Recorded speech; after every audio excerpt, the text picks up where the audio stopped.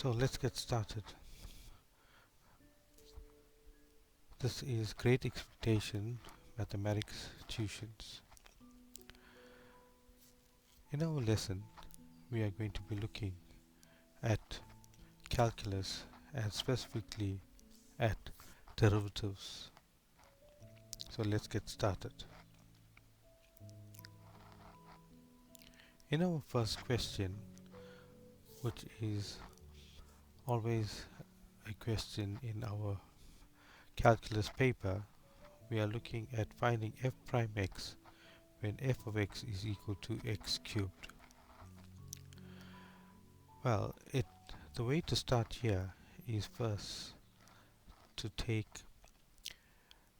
f of x, which is equal to x cubed, and substitute x plus h into the function.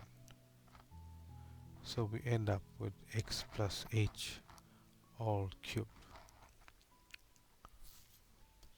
Now we can break this down as x plus h all squared times x plus h. If we look at the solution to that there, we can see that that's expansion of our binomial x plus h squared times x plus h.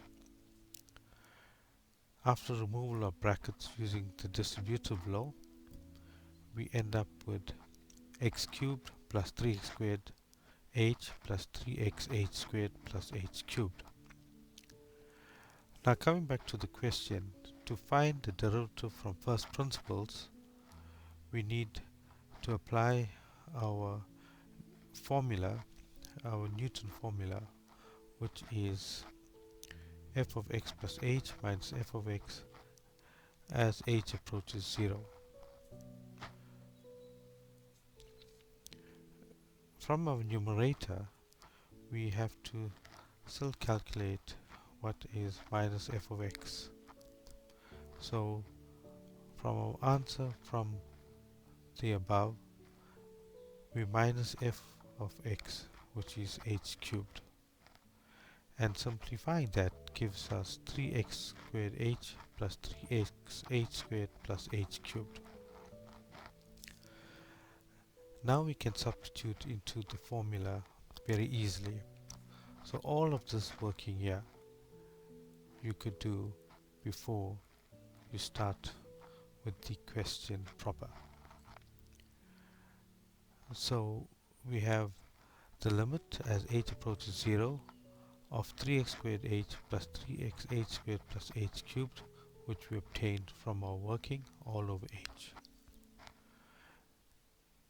As we would see that h is a common factor here, which we remove, and we have 3x squared plus 3xh plus h squared over h. As we know, h will cancel, and we'll end up with 3x squared plus 3xh plus h squared as h approaches 0.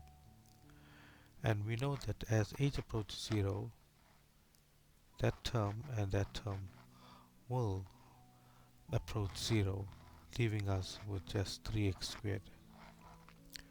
So how can we check our answer? Very easily. We apply our formula using the power rule, and we see that the derivative using the power rule will be 3x squared, which is the answer. So let's go on to the second question. Now we are required to find the derivative of f of x equal to 2x squared plus half x4 minus 3. As we can see, it's for 2 marks, and we do not use first principle but apply the power rule to this here, which is when we have x to the power n and we want to find the derivative of that, it's n x to the power n minus 1. So going back to our question, we can see that if we bring the power to the front, it's 2 times 2 is 4 x when we subtract 1 from the power. In our second term, 4 times half is 2, and subtracting 1 from the power, we end up with x cubed. And what is the derivative of minus 3? Well, that is the derivative of a constant, which is 0. And there we get our 2 marks for question 8.2. In question 8.3, we see now it becomes a bit more difficult. We want to find dy dx given that y is equal to x to the power 6 minus 1 all squared. My advice here is that we first expand the term, so it's x to the power 6 minus 1 times x to the power 6 minus 1.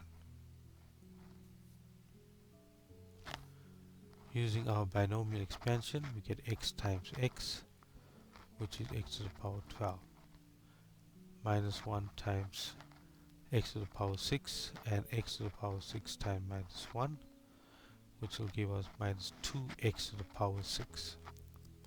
Minus 1 times minus 1 is plus 1.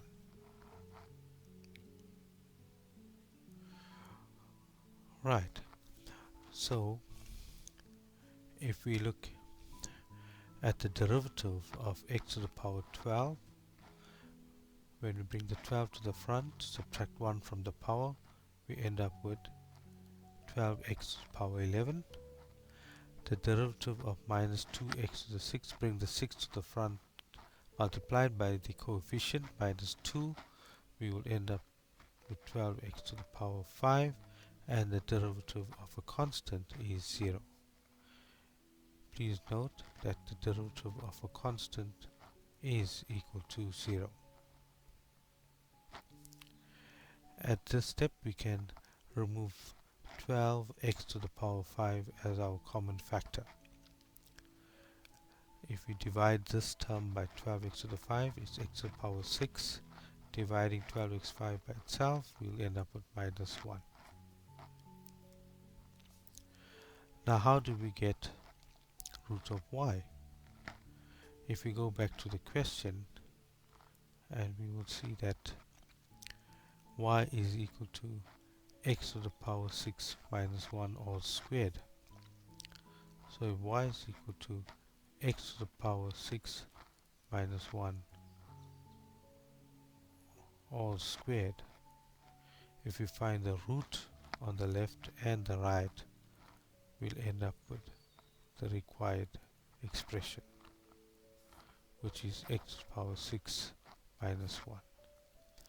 And hence we have solved question 3 and shown that dy dx equal to 12x to the power 5 times root of y. Coming to the last question, which is we want to find the interval on which f is concave up.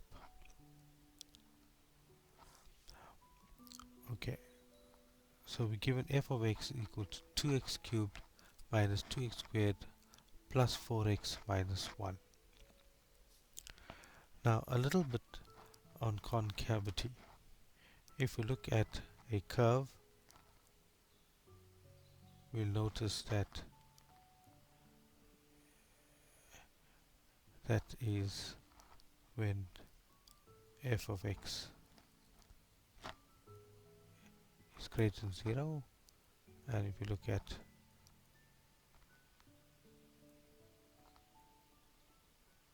this curve here,